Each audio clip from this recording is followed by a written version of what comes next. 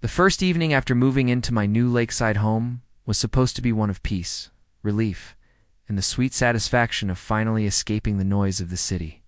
But it turned into something far stranger and more unsettling than I could have imagined.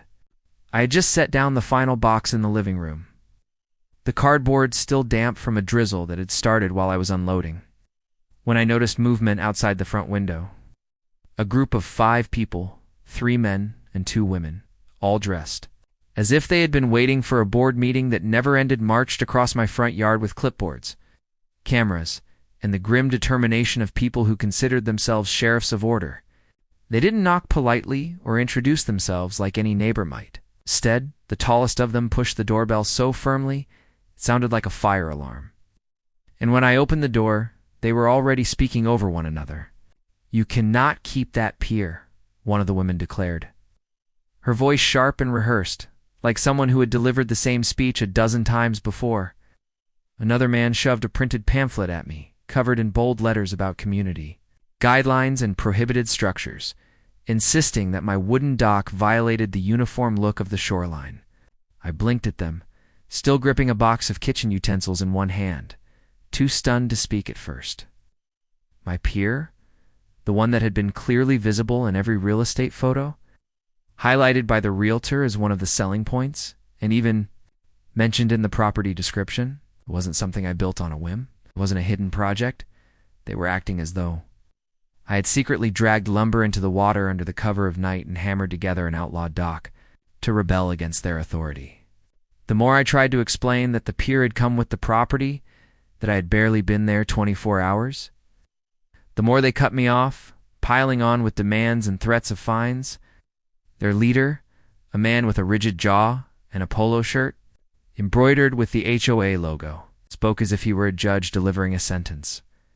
"The board has determined that the structure must be removed within 2 weeks. At your expense, or further actions will be taken." I could only stare at him in disbelief, wondering what kind of neighborhood I had wandered into, where the welcome wagon showed up, not with cookies or handshakes, but with accusations and ultimatums. The most bizarre part was the way they seemed so sure of their power, as though my pier was already theirs by default, some kind of communal possession that I had dared to claim.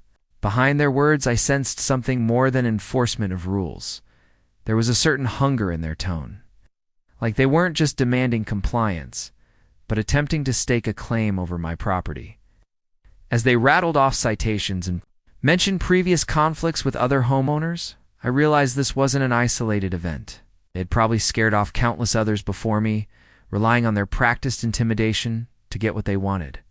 My initial irritation turned slowly into suspicion as I pictured them lurking on the edge of the water, whispering among themselves about how to reclaim their pier.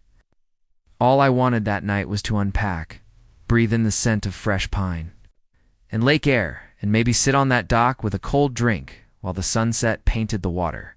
Instead, I found myself standing in my doorway like a defendant at trial, facing an HOA squad that treated me like an intruder rather than a neighbor.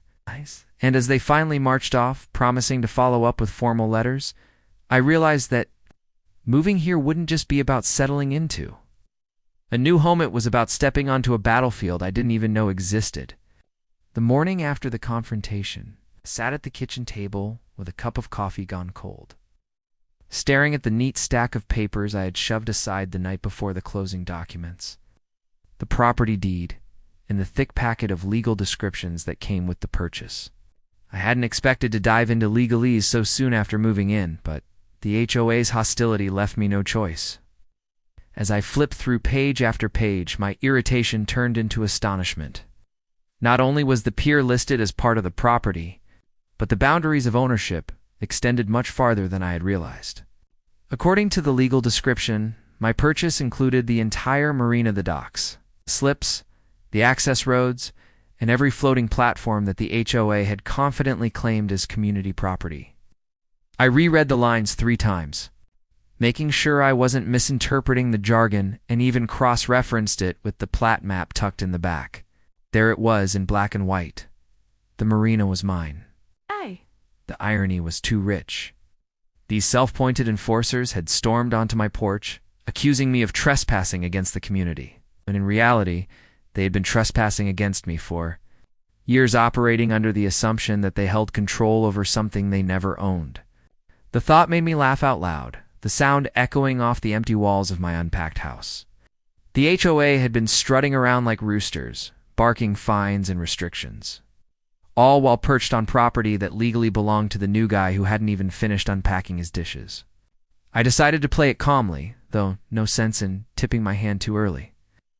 A few days later, they sent their promised letter, written in pompous, official-sounding language, demanding the removal of my pier and warning of escalating penalties if I failed to comply. That was when I invited them to meet again, but this time I was ready. I laid out the deed on the table, highlighted the crucial passages, and slid the plat map across to their so-called president, whose confident grin faltered as he realized what he was looking at. One by one, the others leaned in, their faces shifting from defiance to disbelief to the quiet horror of people who had just realized they'd been fighting on the wrong battlefield. The silence was delicious, the kind that drips with the weight of unspoken apologies and swallowed pride. The man in the embroidered polo cleared his throat and muttered something about needing to review the documents with legal counsel, but the tremor in his voice betrayed him. In that moment, the balance of power flipped entirely.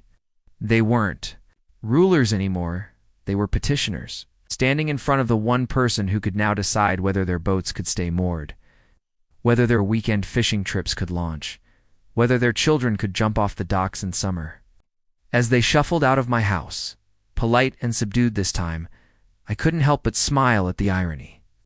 I had arrived expecting a quiet retreat by the water, only to discover I had accidentally acquired leverage over an entire neighborhood.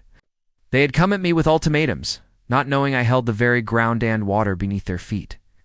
And while I had no intention of being cruel, I also had no intention of being bullied. From that day forward, the pier became more than just a piece of wood stretching into the lake. It became a symbol, reminder that sometimes those who shout the loudest about authority are the ones standing on the weakest ground.